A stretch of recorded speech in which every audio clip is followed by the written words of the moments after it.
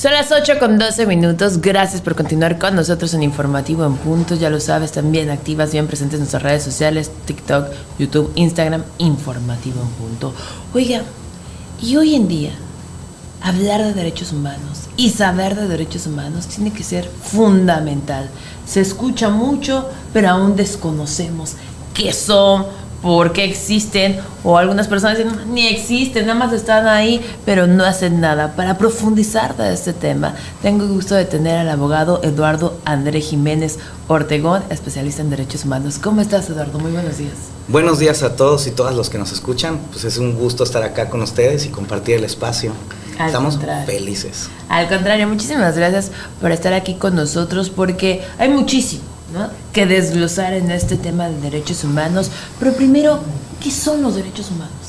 Bueno, fíjate que podemos definirlo de muchas formas, pero la verdad es que esta materia siempre pide que sea en un nivel que podamos todos saberlo y utilizarlo. A mí me gusta mucho definir a los derechos humanos como reglas del juego.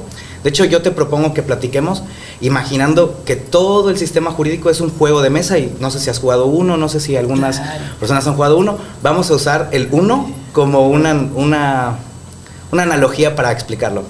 Entonces, ¿qué son los derechos humanos? Pues seguramente te ha pasado que en una partida estás jugando uno y te quieren tirar un +4. Yo, como buen abogado, siempre ando con mis reglas del 1 y les digo, a ver, espérame, tienes 20 cartas en tu mano, no me puedes tirar un +4, ¿tienes algo más que poner? Y no todos saben que en el 1, bueno, no sé si sabías, en el 1, si tú tiras un +4, ese +4 tiene que ser tu última carta y puedes desafiarla. No sabía, fíjate. Sí, porque no falta el manchado que tiene varias y +4, y pues bueno, siempre terminas, ¿no? Exacto. De 1000 cartas. Claro, porque pues bueno, ya que te va a quedar una carta. Sería la estrategia. Sí, ¿verdad? exacto. Entonces, pues en este mismo ejemplo, los derechos humanos tratan de que se cumplan las reglas. A ver, por ejemplo, en este caso, me tiras un +4 y veo que tienes 20 cartas. Yo no creo que sea tu última carta, entonces yo te voy a decir, pues de acuerdo a las reglas, yo te desafío y quiero ver tus cartas, y bueno, ya lanzamos un proceso en el 1, ¿no? Lo mismo son los derechos humanos. Los derechos humanos buscan que la autoridad cumpla su trabajo y lo haga respetando la dignidad humana. Cada persona tiene una forma de ser, de verse, de querer imaginarse en el futuro, y lo que hace la autoridad del gobierno, el Estado mexicano y demás países es cumplir las reglas que ya establecimos como en el 1. Entonces a nosotros nos toca la chamba de conocer cuáles son nuestros derechos. Y en este ejemplo, por ejemplo, pues sería el +4. O sea, el 1 original se puede desafiar, el +4. No puedes tirar, tampoco se pueden sumar los +4, ¿no? O sea, son cosillas que dices, ay, qué simpático, jajaja. Pero vamos a llevarlo a la vida real. Por ejemplo, si pasa mucho, por ejemplo, que los estudiantes cuando terminan esperan 1, 2, 3 años para titularse, cuando pues es un proceso que se lleva a Ciudad de México, y no dura mucho. Entonces, justo creo que esto es bien importante, Eduardo, porque estamos hablando de que los derechos humanos los tiene cualquier persona desde el momento, ¿no? Inclusive desde antes. Es un ser humano. 2, que están hechos precisamente para que no exista un abuso de las autoridades, porque a veces desconocemos. Pero ¿cómo si es el juez? ¿Cómo si es el policía? ¿Cómo? Sí, los derechos humanos son los que se van a encargar de que, como tú bien lo dices, lo que está en la Constitución, lo que está en la Carta Magna, lo que está en los tratados, se cumpla para beneficio de las mismas personas, que se sigan respetando nuestros derechos humanos, porque ¿cuántas negligencias no hemos visto? ¿Cuántas personas decimos, sabes qué? Es que yo ahí ya no me voy a meter, no hay nadie que me proteja? No, aguas, sí hay un organismo, hay una corte inclusive que ahorita vamos a hablar, que protege los derechos humanos. ¿Cómo aplico los derechos humanos en mi vida cotidiana? ¿Cómo los ejerzo y cómo los defiendo? Yo creo que desde mis valores, desde mis principios, pero también acabas de decir algo bien clave, conociéndolos. Yo no puedo proteger, yo no puedo defender algo que desconozco. Exacto. Y te sorprenderías de ver cuántas cosas podemos proteger en el día a día. Desde una multa que dices, chispas, yo no creo que me haya pasado el alto, desde esa multa mal puesta hasta las cuotas escolares, hasta la falta de atención médica, incluso pues ya cosas muy, muy pesadas como lo es la tortura y los tratos crueles. Todos tienen mecanismos y formas para defenderse. Entonces, pues dependiendo del caso, lo importante es saber qué recursos tenemos a la mano y poder ejercitarlos. Tal vez, pues bueno, no se pueda conocer qué es una demanda de amparo, una demanda civil, una demanda, Pero al menos el amparo, ¿no? Tendríamos que saber qué es lo que me protege. Exacto. Por si una autoridad en este momento yo voy caminando y me agarra y sabes qué fuiste tú. Oye, yo me amparo mientras que se hace la investigación, mientras que se demuestre lo contrario. Yo soy inocente. Nadie Exacto. me puede privar de mi libertad. Que me agarran en el semáforo. Dame tus papeles. Una cosa es que se los enseñe y otra cosa es que se los lleven. ¿Se los pueden llevar? ¿No se los pueden llevar? No. Como ese tipo de preguntas. Exacto. Después los vamos a ir analizando si quieres en específico. Pero sí tenemos que saber hasta dónde yo tengo este conocimiento para saber actuar. No es solamente porque me los quiero, ya sabes, ¿no? Acá, fregar, o no es solamente porque yo me quiero hacer el que yo estudié y yo lo sé. No, es para protegerme, es para cuidarme, es para no permitir que se sigan cometiendo injusticias. Claro, claro, y de hecho, pues te digo, o sea, lo interesante es ver qué es lo que está pasando, porque incluso pusiste el ejemplo de los policías. Pues los policías tienen unos lineamientos que cubrir cuando interactúan, o sea, pueden acercarte y platicar contigo, y ese es un grado de aproximación bajo. Ya pasar a pedirte documentos, a decirte, sabes que, a ver, necesito hacerte unas preguntas, puede ser que haya visto alguna conducta que puede ser delictuosa, entonces necesito corroborar datos, vamos a hacer esto y te voy a remitir al Ministerio Público. Pues uno tiene que saber cómo puede ser detenido, cuáles son las formalidades, o sea, se habla mucho de la flagrancia, de la orden judicial, y hoy hay otro que se llama caso urgente, pero la verdad casi no lo usan. O sea, estamos hablando de que, no sé, estuviera Cozumel dentro del Golfo y habría que un ministerio público ahí, ¿no? O sea, nadie, muy rara vez se usa. Pero bueno, es importante porque si te detienen, pues uno dice, chispas, ¿y ahora qué hago? ¿Y a quién le llamo? Y esto y lo otro. Me pueden quitar mis dispositivos, puedo grabar, Exacto. no puedo grabar, ¿no? Aunque al menos aquí en el estado de Quintana Roo lo ha dicho siempre bien fuerte la gobernadora Mara Lezama, tanto nosotros podemos grabar a los servidores públicos, a los policías, como ellos ya ahora afortunadamente también tienen estas camaritas, porque no solamente es para el beneficio del mismo policía, sino para el beneficio del mismo ciudadano, ¿no? Claro. ¿En qué casos se presentan? ¿En qué caso no? Oye, algo fundamental que ahorita me hiciste recordar aquí en nuestro estado, que tenemos grandes recursos naturales, derecho a un ambiente sano, saludable, artículo 5º, que es que, ¿sabes qué? Pues al lado tengo un basurero clandestino, o es que las aguas están rebosando, o es que pues ya estoy acostumbrado a la peste. A ver, no se me acostumbre. hay toda una protección para cuidarnos. Claro, ¿y cómo puedes gestionar estos problemas? Lo más importante, ¿a quién le digo? Ayúdame, ¿a quién le toco, Eduardo? ¿Con quién voy? Porque de estos casos, bueno, seguramente muchísimos ahorita están manejando y tienen las historias y tienen inclusive las pruebas, pero van, ¿y qué crees? Es amigo. Claro.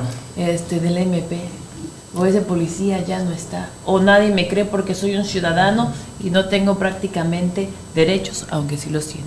¿Con quién se va? ¿Con quién se acude? Justo, es una gran pregunta. Yo te quería decir que mucho hablamos de derechos y obligaciones de forma general y también en los derechos humanos, pero nadie habla de dónde puedes ir. O sea, ¿qué partidas de juegos de mesa tienes? O sea, pues está el uno, está el Jenga, está el otro. O sea, cada uno haciendo un símil de los procesos que existen en el país para defenderse, pues todos tienen su particularidad y sus formas. Pues el proceso penal no es igual que un proceso familiar, aunque están tomados de la mano muy fuerte para las cuestiones de las obligaciones alimentarias, por ejemplo. O el civil. O el civil también. O sea, todos están agarraditos de la mano, pero cada uno tiene sus particularidades y sus formas de jugar. Hay unos que se juegan mejor todo rápido y hay otros que es mejor esperar y estructurarlo. O sea, pues ya depende del caso, ¿no? Pero de forma general, pues todos tenemos bien claro que, por ejemplo, ante un delito, pues está el proceso penal.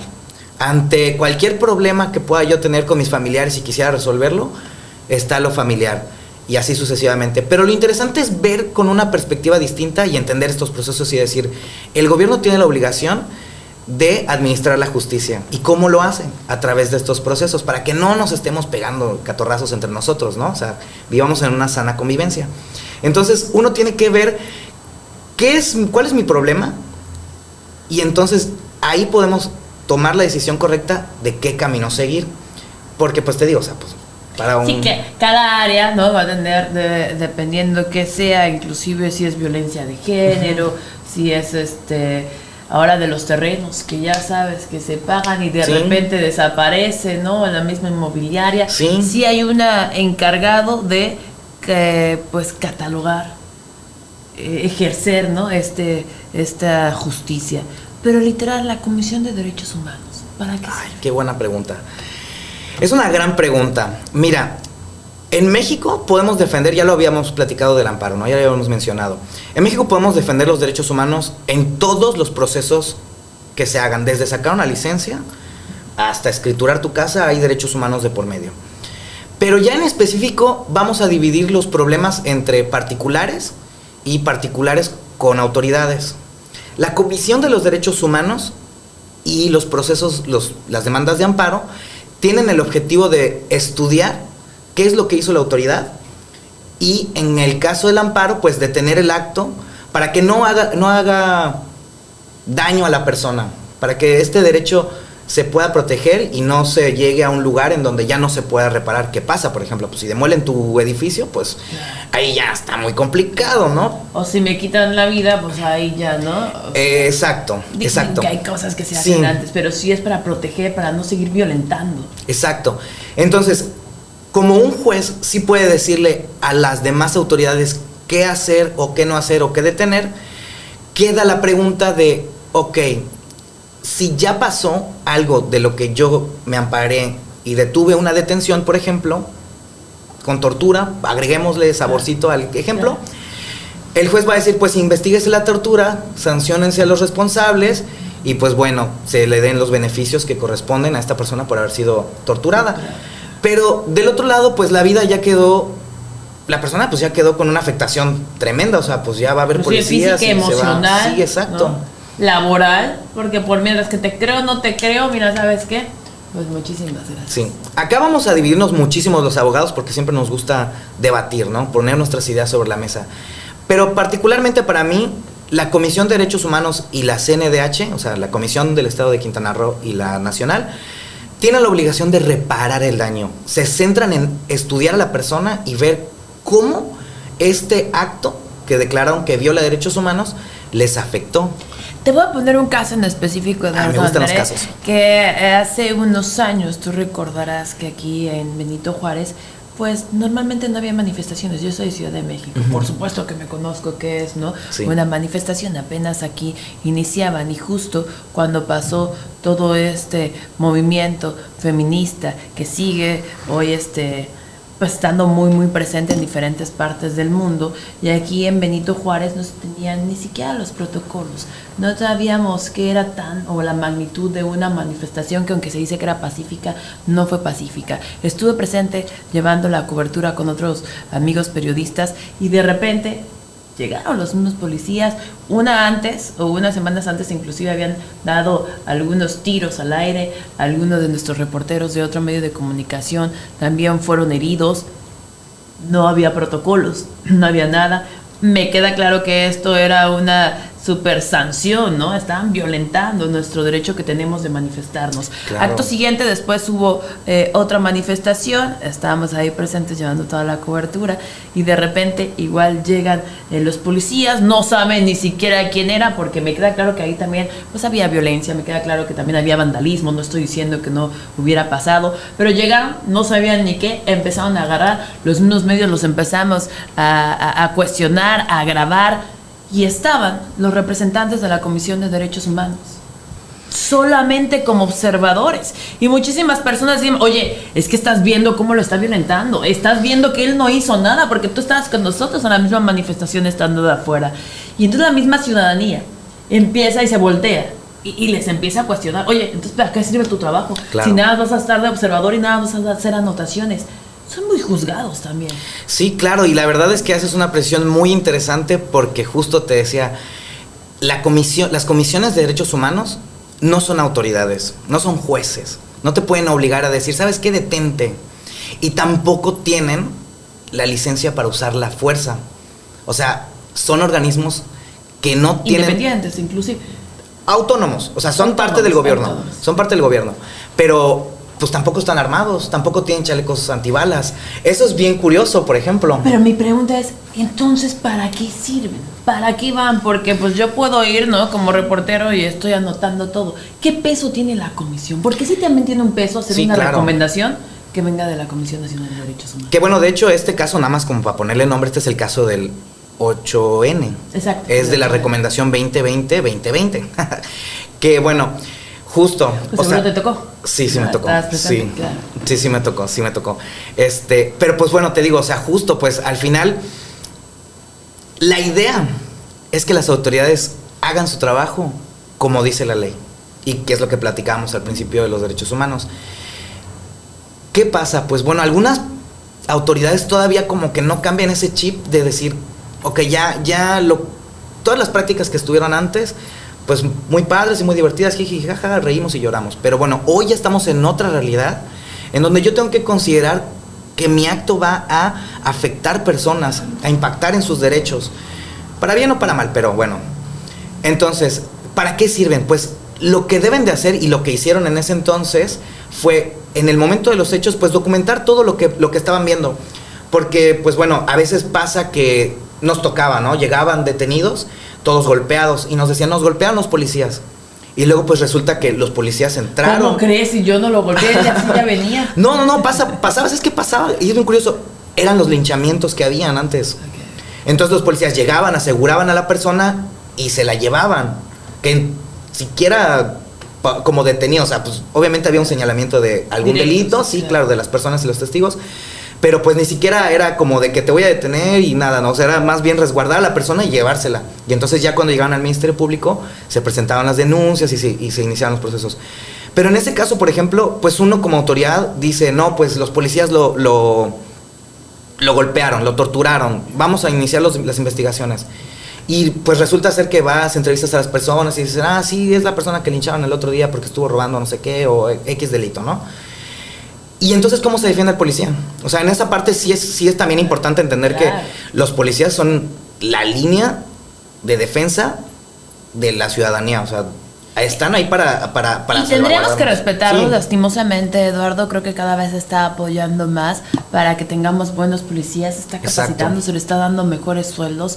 Te lo digo, yo soy hija de un policía y me queda claro que antes nos veíamos con respeto y ahora tú ves uno y dices, ¿qué me va a cobrar, ¿no? ¿Cuánto va a costar? Claro. Entonces creo que la capacitación que se les dé, porque también necesitan muchísima protección, pero en este caso va a derechos humanos en cualquier, ahorita estábamos hablando del 8N, pero sí, regresamos, momento, no salimos del 8N, ¿eh? Y hace recomendaciones, es la manera también de atestiguar de quién está diciendo la verdad. A ver, exacto, la misma ciudadanía, el mismo policía, aquí está lo que yo vi, lo que yo documenté, en base a eso vamos a ver a quién le corresponde o quién va a ser, pues ahora sí que el culpable. Claro, porque por ejemplo en el 8N, siguiendo hablando del tema, estaban mis compañeros ahí y ellos vieron con sus ojos, y algo que deberían saber todas las personas y confiar en los servidores públicos que están dentro de las comisiones es que tienen fe pública para cuestiones de violación de derechos humanos. Entonces en esa oportunidad se pudo documentar de primera mano con nuestros compañeros, de puño y letra, y decir, yo lo vi, yo estuve ahí, estos momentos, pues la verdad penosos, ¿no? Donde se accionan armas de fuego y pues el compañero Roberto ahí se salió lesionado, también Virginia me parece que se llamaba la otra periodista, Selene también, que fueron como 8 personas. Entonces, para eso sirve, en el entendido de que las autoridades pues no deberían abrir fuego a personas desarmadas, civiles, en el ejercicio del derecho a la protesta. Tendrías que ver como autoridad el acto, cómo afecta, o sea, el acto. O sea, el acto pasó, ok, si abrimos fuego, lastimamos personas, entonces la Comisión de Derechos Humanos va y dice, ¿sabes qué? Yo lo vi, lastimaste a tantas personas, mira, esto de disparar viola tales leyes, esto de disparar viola tales tratados internacionales, esto también podría ser un delito, esto también podría ser de esta forma. Pero ¿qué crees, Eduardo? De repente tú llegas y me dices, como autoridad te escucho, gracias por tus recomendaciones, las tomaremos en cuenta. Esa es una gran pregunta. ¿A dónde escala? Claro. Porque ahí no se puede quedar, porque entonces es un gobierno autoritario. No estoy diciendo que en este caso lo tengamos, pero ha pasado a nivel internacional. Sí. tus recomendaciones y gracias, y mandas otra y otra y otra, y de repente, pues entonces sí ya no hay esperanza. ¿Con quién subimos? ¿Con el papá del papá del papá? Fíjate, bueno, deja de terminar la idea anterior, porque una vez que ya se vio el comportamiento, que quedó documentado, no hay ninguna duda que pasaron los disparos, entonces ahora el trabajo lindo de la comisión es acercarse con las personas, conocer sus contextos y dimensionar. No es lo mismo, digo, aquí vamos a hablar de perspectiva interseccionalidad, o sea, no es lo mismo que a una persona estadounidense haya sido lesionada en esta manifestación, que no pasó, pero pongamos este ejemplo de privilegios de una persona blanca, con dinero, de otra nacionalidad, del país que pues tiene la voz cantante en este coro que llamamos mundo, y en contraposición de tal vez una persona que pues puede ser mujer, viene de una comunidad lejana de Quintana Roo, que con mucho esfuerzo llegó a Cancún y que ese día fue a manifestar porque se enteró de que tenía derechos y la oportunidad de levantar la voz y señalar esta... Por algo se estaba manifestando. Claro, ¿no? Claro. Y la verdad es que... también vulnerable. Y México tiene una deuda muy grande con las mujeres, o sea, eso entonces ahí es validísimo, no hay nada más que decir. Pero bueno, entonces no es lo mismo a esta persona que te describo, que viene de lejos, que tiene muchas desigualdades por delante en comparación de esta persona que te propongo, que es estadounidense y que tiene los medios, dólares y esto y lo otro. Entonces la comisión se aboca a estudiar cómo a esta persona le afectó. O sea, pues tal vez para él perder un día de trabajo no hubiera sido tan importante como para ella, que entonces ahora ya la despidieron. Y entonces como pues ya no le pagaron la quincena, pues no va a poder presentar su demanda laboral para que le paguen. También pues va a ser difícil que vuelva a encontrar trabajo. O sea, todo este tipo de situaciones que en el contexto cambian la vida solo por un evento que una autoridad se pasó de los límites que tienen, afecta muchísimo, y hay que tener cuidado cuando estudiamos estos casos para tener esta mirada diferenciadora y poder decir, ¿sabes qué? Ok, bueno, aquí te dispararon, pues que te curen, no pasa nada, tú no perdiste nada, pero esta persona con mayor desigualdad hay que ver de qué forma la vamos a reparar. Y entonces llega la recomendación. Y es bien lindo porque si bien es cierto que la comisión no tiene la facultad para poder obligarlos a cumplirlos, la verdad es que una vez que aceptas la recomendación y te propones como autoridad, que realmente es lo que deberías hacer, o sea, reconocer que, ok, lo hice mal, voy a aprender y voy a mejorar. Las autoridades tienen la obligación, una vez que aceptan la recomendación, de cumplirla. Y digo, bueno, ya la ley dice que si no se cumple dentro de un plazo determinado, que son 6 meses, se pueden ir al Congreso. Pero pues bueno, ahí ya hay que ir al Congreso, tocar la puerta y pedir que hagan una sesión para que se haga el que es un trabajo a lo que me refiero, Eduardo, lento. Pero sí, así se tiene que hacer. Todavía es muy, para mi punto de vista, burocrático. Esta recomendación pareciera que no pesa, pero tiene mucho peso. Inclusive ahí se va dejando antecedentes, ¿no? Te metes a buscar y esta autoridad o este personaje tiene esta recomendación por derechos humanos. Pero inclusive en México ha subido, ha escalado, porque se le ha acusado de muchísimas violaciones. Estoy hablando casos específicos que podemos puntualizar si tú quieres ahorita o en otra entrevista, porque de este tema te digo que nos podemos aventar todo el tiempo, pero que ya suben a la Corte Internacional de Derechos Humanos. De ahí, por eso te digo, es como, ¿cómo acusas a tu papá o a tu mamá de algo? Pues pareciera difícil, ¿no? ¿Con quién te vas? Con los abuelos. Sí. En este caso, si ya no hacen caso a las recomendaciones, ¿cómo funciona la Corte Internacional? Bueno, fíjate que es una gran pregunta, y para llegar a la Corte Internacional primero tienes que agotar todo lo disponible en México. Sí, todo lo disponible en México, que es lo mismo que se dice en el amparo.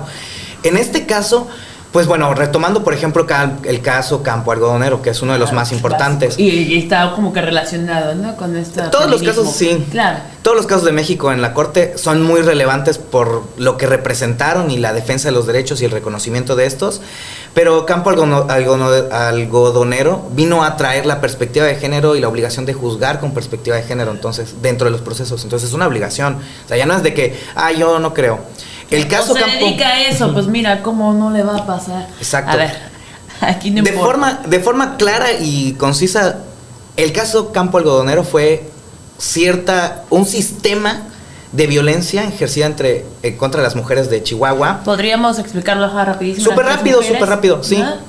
Que fueron a presentar sus denuncias, no se las recibían, les decían, tal vez se fue con el novio, tal vez se escapó, no sé qué. O sea, cuestiones que por prejuicios del género no admitían procesos de búsqueda, o sea, procesos penales, se agotaron amparos, recomendaciones, la CNDH entró, se hizo muchísimas familias trabajaron en este problema y lo empujaron durante años hasta que la corte, a través de la comisión, toma el caso, lo investiga y dice, a ver, ¿qué pasó? ¿Por qué hay tanto show de este tema? Y entonces empieza a investigar y ve que justamente pues porque, pues es mujer, está exagerando, se fue con el novio, no sé qué, o sea, todas estas cosas que todavía existen desafortunadamente y que hay que ir eliminando, fueron obstruyendo a las mujeres acceder a la justicia. Normalmente las madres buscadoras eran las que estaban trabajando en esto, ¿no? Entonces, pues como todas las puertas se les cerraron por argumentos basados en el género, la corte dijo, no, espérense, no puede pasar esto, vamos a analizarlo todo, vamos a estudiar la ley. Y entonces llega la sentencia, que es una sentencia. Sí, porque ahí es una sentencia, sí. Ahí sí ya no es una recomendación, ahí sí la tienes que cumplir, porque la tienes que cumplir. Sí, es una obligación que tiene México, a estar dentro. Así es, con todos los países del continente americano. Entonces, no es que quedes mal con el vecino, es con toda la comunidad americana de países. Entonces ahí ya pesa más el cumplir. Y también te digo, o sea... Y la reparación del daño es más fuerte, ya no es, claro, antes era tanto, ahora va a ser esto, y aparte vas a hacer programas y vas a poner como ejemplo, ¿no? Exacto. Me gustaría después profundizar en eso, porque podríamos hablar cómo funciona la corte, quiénes integran esta corte, cómo llegan, ¿no? Con su equipo, con su gente. Evidentemente, pues bueno, se nos está yendo mucho el tiempo.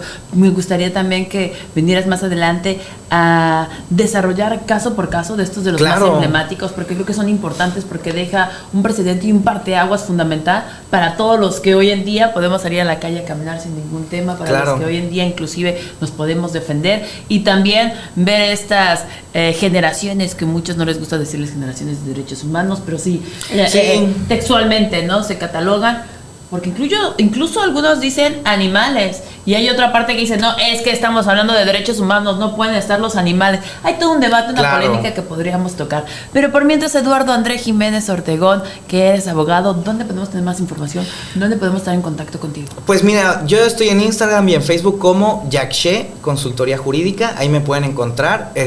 También, si quieren y gustan, pues aquí mi teléfono es 55 10 21 6543.